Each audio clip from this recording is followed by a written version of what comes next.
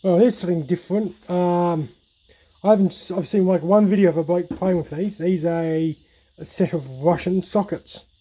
I believe this is Novosibirsk Tool Company, which is still very much going today. They were founded about 1941 as a partial evacuation of another company, which I've got no chance of pronouncing. They still operate the same factory. They bought Kazakhstan when they bottom part of Russia. Now, I picked this up at the market for $5 the other day, so I was kind of happy. But it's very unusual in terms of sockets. You should have saw it when I got it. It was all covered in that red foam. Oh, there's a limit underneath here.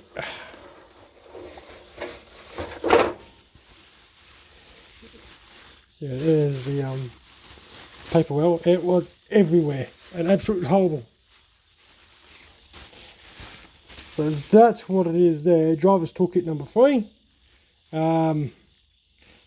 Pretty much it's got all your average parts. I'm going to put this down before I make a mess out of it. This stuff was sticky. I had to wash it out. And why brush it with petrol? Well, what do you get out of an old Russian socket set? Well, you get your extenders here. Now you got 125, 250. You got your brace with a adjustable head. No, nothing too fancy there. It is on a slight angle because I didn't drill it right.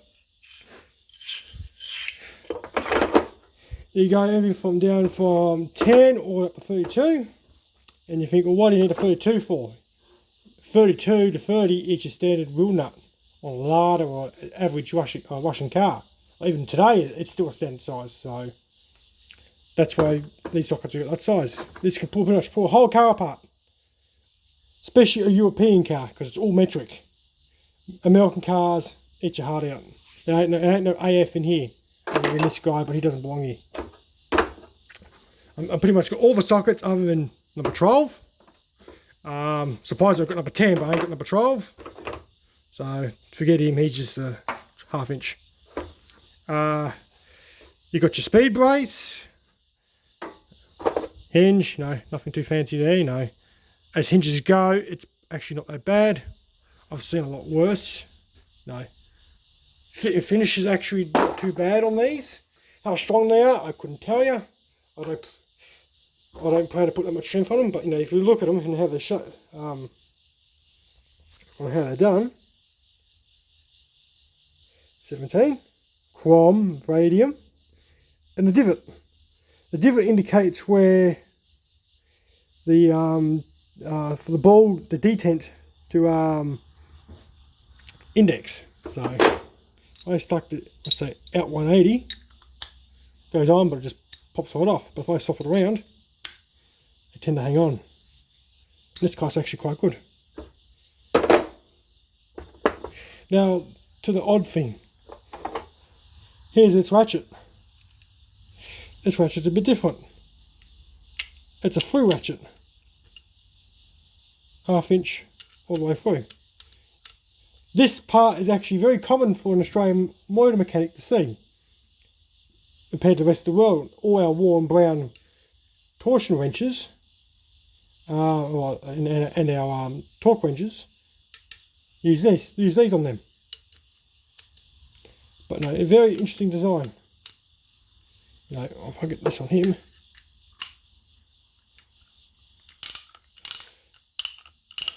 look at that.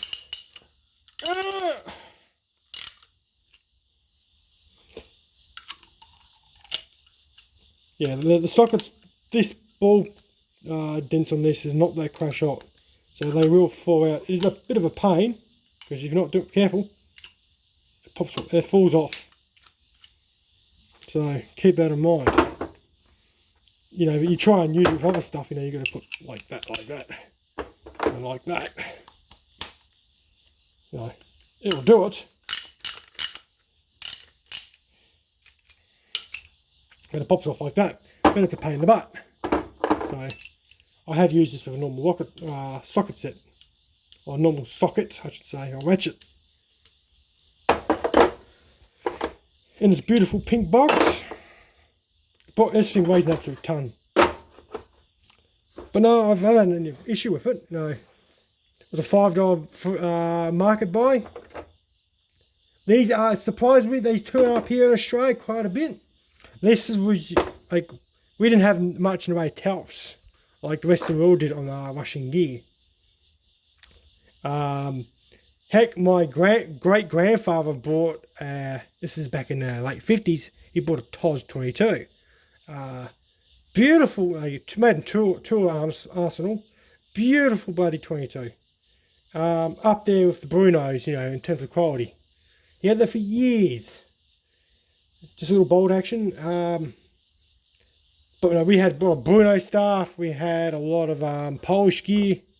You know, that was our cheap stuff, you know, because our dollar was nowhere near the American market. You know, Australian dollar even today is still 60 cents to the dollar. So we tend to, you know, we don't typically buy straight off what's it called, America, because it's just too dear. You know, we do get American stuff. You know, we got a Snap-on trucker. You know, we do get the good stuff. But for a long time it was either Sig Chrome. The first cheap stuff was King Chrome, as in King, not Kink, because later on is Kink Chrome. That's still current today. McEvans was Japanese. So you used to get a lot of Style Weary, all that stuff, but no, that's pretty much all long gone now. But it wasn't uncommon to see Russian tools kicking around because it was just the cheaper option. Now, this is days before China, you know. Or Hong Kong. Really, we had Hong Kong stuff here in Australia. We didn't actually have much of mainland Chinese. We had Hong Kong stuff, being a British colony at the time. I can reach over and grab these guys. You know, quality Chinese. You know, but that was the type of stuff you're getting out of places like Hong Kong. You know, I wait for, you know, home handyman with his bicycle. That's about it. You know, you can do most things with this without having any issues. You might bust one of them if you're being idiots, or you break the ratchet in that. But compare what you're getting compared to that. But you didn't find very small washing gear.